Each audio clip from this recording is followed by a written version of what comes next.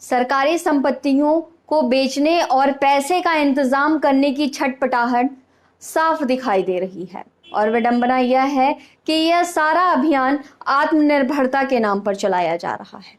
नमस्कार, मैं गरिमा श्रीवास्तव और आप देख रहे हैं द लोकनीति।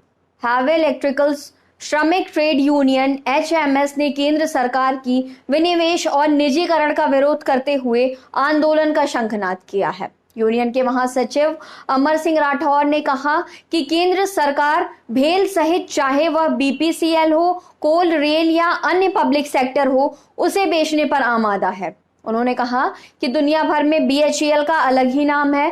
BHEL में बने विभिन्न उत्पाद, चाहे वह ट्रांसफार्मर हो, मोटर हो, बॉयलर हो, स्विच गीजर हो, वाटर टरबाइन हो, स्टीम टरबाइन हो, इंडस्ट्री के लिए उपयोगी अन्य सामग्री हो, वह सब BHEL में बनते हैं। BHEL में बने रेलवे के इंजन भी विश्व स्तर के मानकों पर खरे उतरे हैं।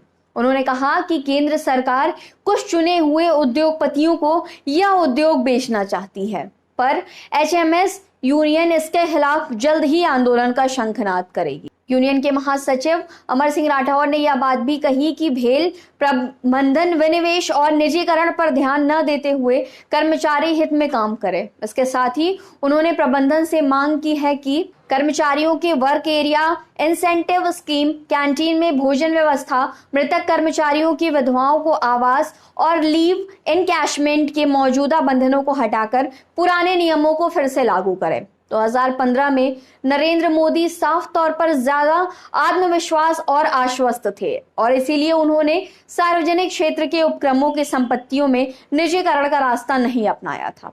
आज जबकि अर्थव्यवस्था जमीन पर औंधे मुंह गिरी हुई है, जिससे सरकार के राजस्व में भारी कमी हुई है, दशकों में सबसे ज्यादा बेरोजगारी है और वैश्विक महामारी के कारण संसाधन संकट और गहरा गया है, ऐसे में अब निजीकरण कर लोगों की आर्थिक स्थिति को और बिगाड़ने की कोशिश जारी है। एक राजनीतिक पार्टी के तौर पर भाजपा के लिए जनता को सामाजिक तौर पर विभाजनकारी मुद्दों पर गोलबंद करना ज्यादा आसान है, लेकिन इसकी क्षमता की परीक्षा अब जीविका के सवालों पर हो रही है, जिसे हम किसान आंदोलनों या निजीकरण के खिलाफ कर्मचारियों के हड़ताल के तौर पर देख रहे हैं, जो जाति और धर्मों की दीवारों से परे है। तो अब देखना होगा कि यह कहानी आगे क्या रुख लेती है। फिलहाल खबरों में इतना ही। देखते रहिए द लोकनीति।